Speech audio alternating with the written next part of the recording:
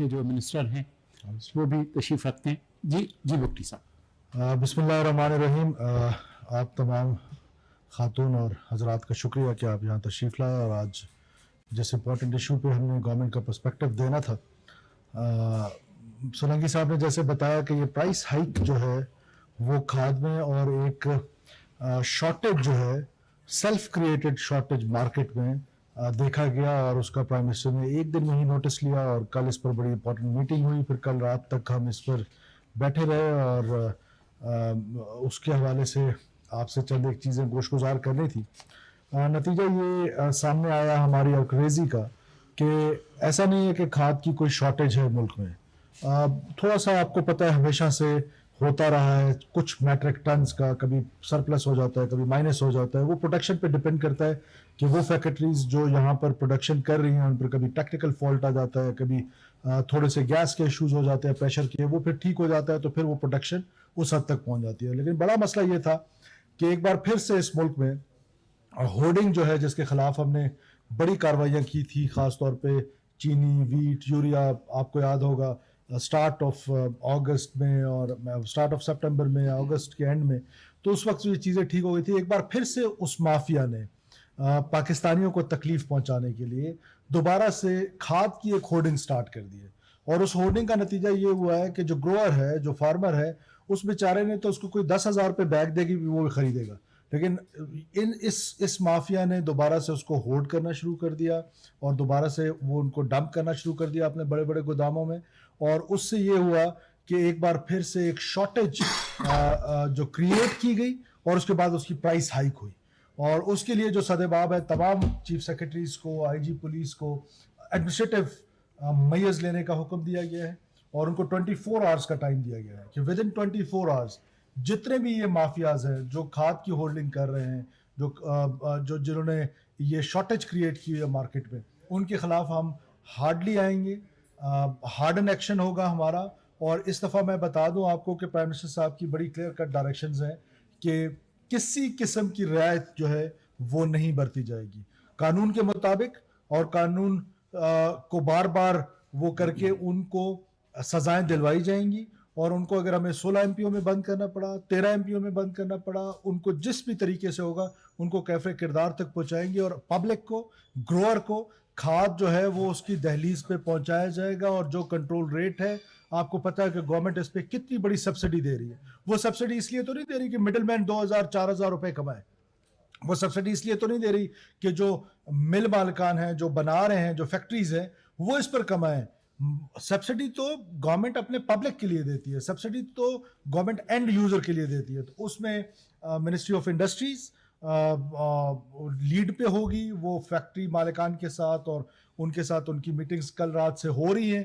اور ہم ایک ایسا میکنزم ڈرائیو کرنے کی کوشش کر رہے ہیں کہ اس شارٹیج کو ختم کریں. جہاں پر ایڈمنسٹریٹو میئرز ہے وہ ہماری ذمہ داری ہے, ہم اس کو لیں گے. اور ان لوگوں کو جو اس ملک کی اکانومی کو بلیڈ کراتے ہیں, اس ملک کے غریب کو اس حد تک لے جاتے ہیں کہ وہ غربت میں اور دھنس جاتا ہے, یہ وہ لوگ ہیں, یہ وہ مڈل مین ہورڈنگ جو اس ملک کی اکانومی کو بلیڈ کر رہے ہیں, ان کو کسی صورت معاف نہیں کیا جائے گا. ایڈمنسٹریٹو ایشوز کو ایم او آئی لیڈ کرے گی پروونسز کے ساتھ مل کے, اور جو اس کے باقی گراؤنڈز ہیں جس میں گیس کی سپلائی ہے, انڈسٹریز کو چلانا ہے, وہ آپ کو سیکرٹری انڈسٹری اور منسٹر پاور جو ہیں وہ آپ کو اس پہ بریف کریں گے. شکریہ جی. السلام علیکم ایوری ون.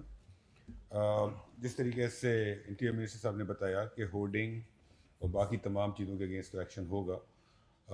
جہاں تک یوریا کی سپلائی, لوکل سپلائی کا سوال ہے, تو ہمارے ملک میں جتنے پلانٹس ہیں ان میں سے جنرلی سردیوں کے اندر چونکہ گیس کی کمی ہوتی ہے تو کچھ پلانٹس ہمیں ماضی میں بند کرنے پڑتے تھے.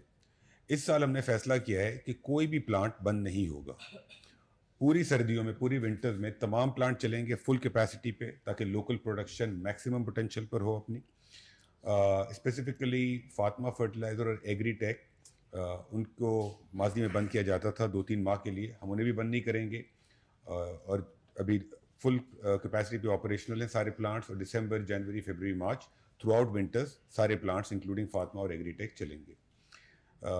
تو اس سے ملک کے اندر جو لوکل پروڈکشن ہوگی وہ کافی مقدار میں ہو جائے گی انشاءاللہ. سیکنڈلی یوریا کی امپورٹ آلریڈی ہو گئی ہے, سیکرٹری انڈسٹری آپ کو بتائیں گے ڈیٹیل اس کی, کہ وہ کب آ رہی ہے.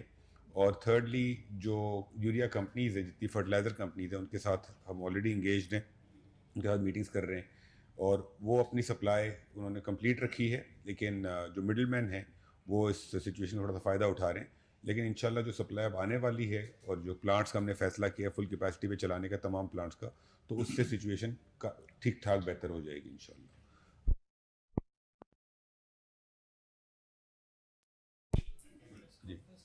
جی فوراً واپس آ گئے, دیکھیں ایک سیکنڈ کے لیے وزیر توانائی کی Switch over. فوراً واپس آ گئے. That's it from my side. باقی سیکرٹری انڈسٹریز آپ کو باقی چیزیں بتائیں گے, پھر ہم سوال جواب لے لیں گے. جی کچھ تاثر ایسا کریٹ کیا گیا کہ ملک میں یوریا کی شارٹیج ہے. میں کچھ آپ کو فگر دینا چاہوں گا مختصر سے. پنجاب کی نومبر کی ڈیمانڈ تھی تقریباً 3,80,000 میٹرک ٹنز, جس میں ان کو 4,14,000 میٹرک ٹن سپلائی دی گئی. تقریباً 7 لاکھ بوری پنجاب کو ایکسٹرا سپلائی دی گئی ہے. سندھ کی ڈیمانڈ تھی 1,42,000 میٹرک ٹن, جس میں ان کو سپلائی 1,64,000 میٹرک ٹن گئی ہے, جس کے مطابق ان کو تقریباً 4.25 لاکھ بوری جو ہے وہ ایکسٹرا سپلائی دی گئی ہے. کے پی کے کی ڈیمانڈ تھی 24,900 میٹرک ٹن, جس میں ان کو کچھ کم گئی ہے 22,600, یعنی کہ 2,286 میٹرک ٹن ان کو کم سپلائی گئی ہے. بلوچستان میں ایشو رہا. بلوچستان کی جو ڈیمانڈ تھی وہ 21,000 میٹرک ٹن تھی, جس میں ان کو تقریباً 3,500 میٹرک ٹن گئی ہے. تقریباً 18,000 میٹرک ٹن ان کو سپلائی میں شارٹیج آئی ہے. لیکن یہ شارٹیج اس وجہ سے نہیں تھی کہ ملک میں کھاد کم تھی, اس وجہ سے تھی کہ کچھ ایشو